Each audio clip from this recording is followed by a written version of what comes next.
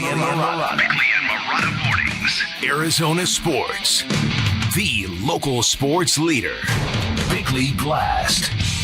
The NBA is marked by staggering imbalance. The West is loaded with really good teams, and I think now would be a great time to experiment with playoff berths based on seeding and not distributed equally among the two conferences. That being said, it probably won't make a difference for the Phoenix Suns. Betting lines are coming out, and the outlook is bleak, where the Suns are tagged to win 30 or 31 games, depending on your odds maker. But if you're looking for glimmers of hope, this team will be stripped free of expectations, which seems to be the foundation for every great story in Arizona. And then there's the recent quote from Jimmy Butler. Butler was asked what would happen if he played Devin Booker in a game of one-on-one, and Butler responded, quote, Devin Booker 11-0.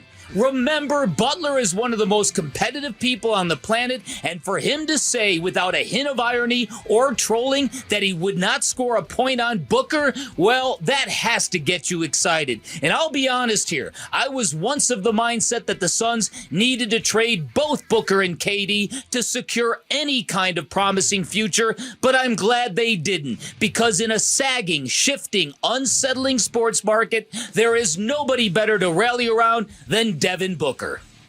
I give Devin Booker credit for wanting to stay in Phoenix and wanting to try to make this work. It would be very easy in the situation the Suns are in to say, I would like to go play somewhere else because this is a complete disaster. And to this point, he has not, which I do give him credit for. If you want to spend your whole career playing for the Suns, I find that a very admirable thing. However, if he does want to have a chance to really win, he is starting to get to the point where he's going to have to make that decision pretty soon. That was Tim Bontemps a little less than 2 weeks ago talking on ESPN radio about one of the subjects that people are talking about with Devin Booker, and that is his loyalty, new contract, and weighing that with the reality of the situation. And this is a situation for Devin Booker for the first time in 6 years. Again, it becomes no question on who the centerpiece and the leader of this basketball team is. Yep. Because after the 2019-2020 season, that was the bubble season. That's when the Suns went out and got Chris Paul, and it became a debate on whether or not who was the alpha of the team. That situation worked out really well. Then you add Kevin Durant. There was questions. Who's the leader on that team? That one didn't work out as well. Make no mistake about it. For good or bad, Devin Booker is the rudder of the Phoenix Suns right now. This is going to be Act 4 of Devin Booker. Act 1 was his introduction into the NBA, the 70 points in the Garden, all of that good stuff. Act 2 was Chris Paul in the run to the finals. Act 3 was KD and Bradley Beal and the failed super team. Now this is Act 4, and it's really ironic to me, the little things that can get you hype. And when I ran across that Jimmy Butler question that was asked to him by a Twitch guy or an influencer dude, Jimmy Butler was being dead serious when he said Devin Booker would beat him 11-0 in one-on-one. That got me excited, man. I didn't necessarily have the same reation. Really? Yeah. And you thought he was trolling. I only watched it once. I never know how to take Jimmy Butler.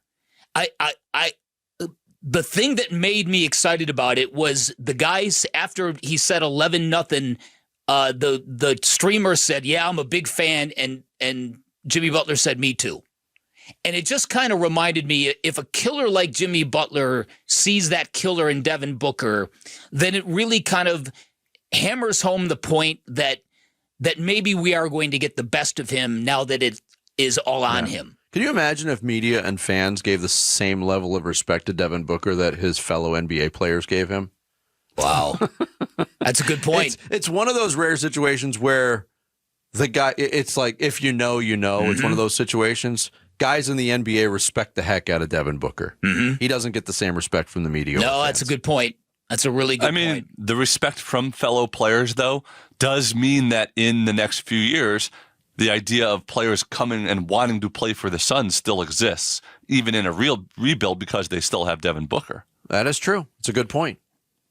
Now, how much Bick brought this up earlier in the show. How much learning have the Suns organizationally done in the last 2.5 years because they did swing wildly and it was not a success. And now it looks like there's a different way of doing business, although Matt Ishbia on this very radio station last week said we're still going to be aggressive. We're always going to try to win. Yeah, I am really, I won't say optimistic.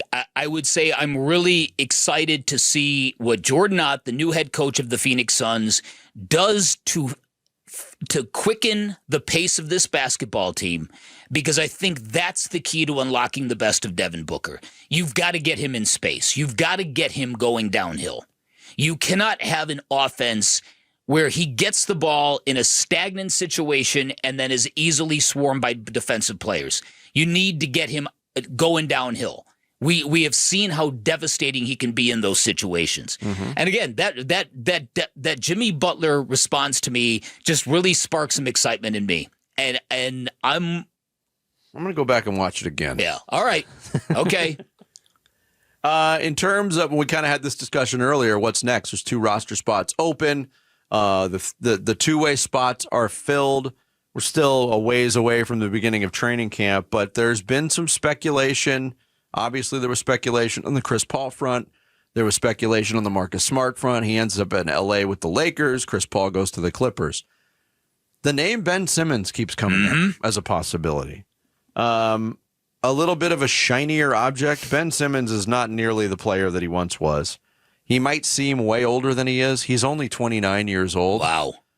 It's still a unique skill set and unique for not all positive reasons. Uh-huh. Any interest in Ben Simmons?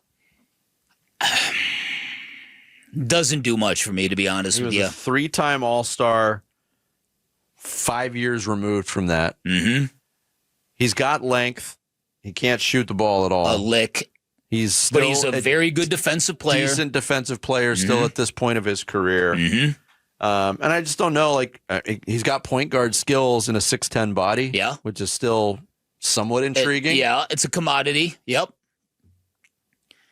Look, the position the Suns, the position the Suns are in, I wouldn't be against it either.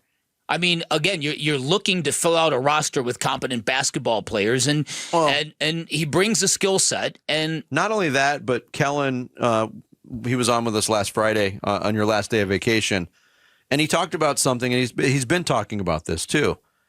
The situation that the Suns are in, they need to find opportunities to win on the margins, and that is identifying a player in the draft or in free agency that maybe isn't thought of as a difference maker, and it just clicks. It's been a while since that happened with this organization. I think rolling the dice on somebody like Ben Simmons, and if there is any kind of lightning strike where he can be a productive player, that would be an example of winning on the margins, because Ben Simmons is not going to break the bank at this point either. No. That's why I wouldn't be against it, because it would be a low risk, high reward kind of situation, theoretically. Yeah, and those are the types of situations not only you have to explore, but you got to win a couple of them too. All right, let's hear the Devin Booker versus Jimmy Butler sound and see if you could take anything from hearing the audio. Without the video. Jimmy, you versus Devin Booker, 1v1. Who wins and what's the score? Game to 11. Devin Booker, 11-0. Hey, I like the answer. You know, this is the #1 D-Bug Glazer of all time. Bro, I'm not. Bro, you're so weird, bro. I'm a D-Bug fan. Like, I rock with D-Bug, just Me like. too. Listen, okay. I know, and I understand what you're saying. I just also know, remember I ran across that interview with that actor, and I keep forgetting to go find out who he was, and he had hung out with Jimmy Butler when Jimmy Butler had his sit-down strike in Miami, and it went on and on about what he could help Devin Booker. There was a real respect between...